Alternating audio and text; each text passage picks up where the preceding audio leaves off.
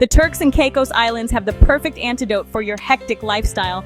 Blindingly white sand fringed by shimmering azure water, colorful coral reefs, crispy conch fritters, and an easygoing vibe. Despite its knack for attracting the rich and famous to its shores, Turks and Caicos holds tight to its reputation as an exclusive and secluded getaway, and regular vacationers to these skinny strips of alabaster sand will tell you that they wouldn't have it any other way. Of the roughly 100 islands and cays, only 9 are inhabited, with 3 receiving the bulk of tourist interest.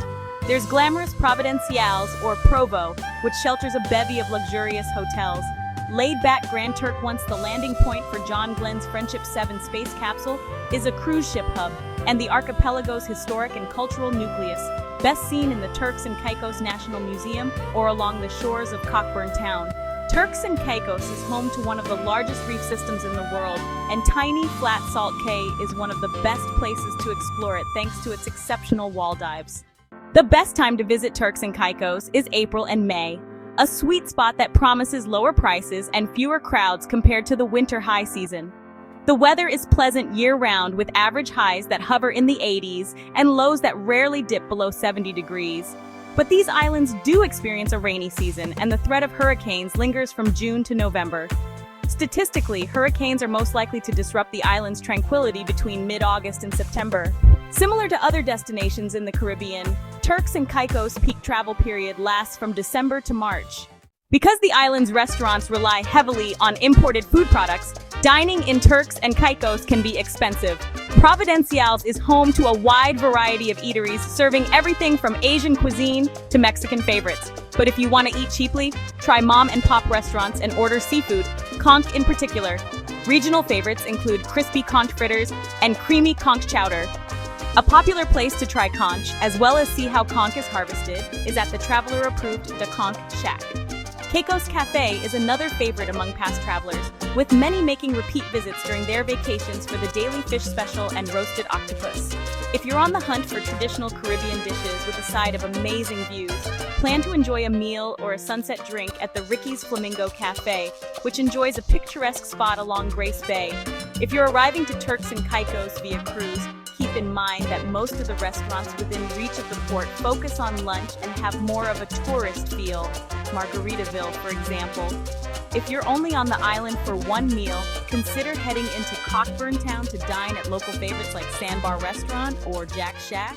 Safety is always a priority. Crime is relatively rare in Turks and Caicos, though you shouldn't leave your valuables unattended. But as with any destination, you should exercise sensible precautions. Don't travel alone at night and never answer your door without knowing who is there. According to the Turks and Caicos Tourism Bureau, Providenciales sees the most crime, and more crime is likely to occur around rental villas and properties versus hotel properties. You will definitely want to take precautions for the tropical weather, drink plenty of water while outside, and apply sunscreen at regular intervals. You may want to avoid strenuous outdoor activity for the first day of your trip so that you can adjust to the heat. The Turks and Caicos Islands are popular for diving, but there are risks. Make sure to receive proper training, check the weather conditions, and never dive alone. Preferably, dive with an instructor. Also, be careful when ascending from a deep dive. Decompression sickness, or the bends, can occur when divers come to the surface too quickly. A speeding resurface can cause nitrogen bubbles to form in the blood and tissue, resulting in joint pain, swelling, confusion, and shortness of breath. Ascend slowly, no more than 30 feet per minute, and take breaks when surfacing after deeper dives. The best way to get around Turks and Caicos is either by rental car or taxi. There is no public transportation on the islands, and as the attractions, restaurants, and hotels are spread out, walking is not an option. You can rent a car at the Providenciales International Airport on Provo. If you choose to island hop, you'll need to head to one of the many smaller airports like Grand Turk's Jags McCartney International Airport. Note that the only way to get to Provo from Grand Turk is by plane. If you're on a cruise, Grand Turk is likely the only island you'll visit. Cheaper ferries are also available by charter to travel select islands. Taxis are available on bigger islands like Provo and Grand Turk, as well as some of the smaller isles. One-way fares from the airport in Provo average between $16 and $86, depending on your final destination. Fares from the airport to Grace Bay range from $28 to $34 for 2 people. Some drivers will also take you on a tour of the island for an extra fee. Taxis are also available on many of the larger islands, including Grand Turk and the North Caicos and Middle Caicos. Beware of jitney services or small unmarked cars that bill themselves as unofficial taxis. These drivers are known to drive recklessly and rip off unsuspecting tourists. Seabreeze Taxi and Tours is a well-reviewed company. The island's attractions are spread out from one another, so you'll want to rent a car if you plan on exploring.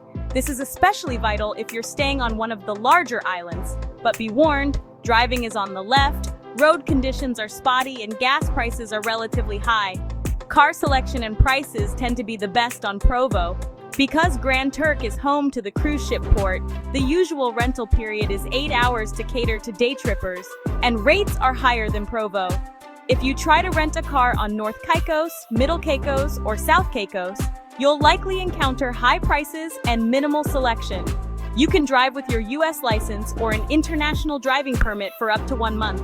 Scooters and bicycles are another affordable and fuel-efficient option. In fact, many resorts offer them for complimentary use. Wearing a helmet isn't mandatory, but advised.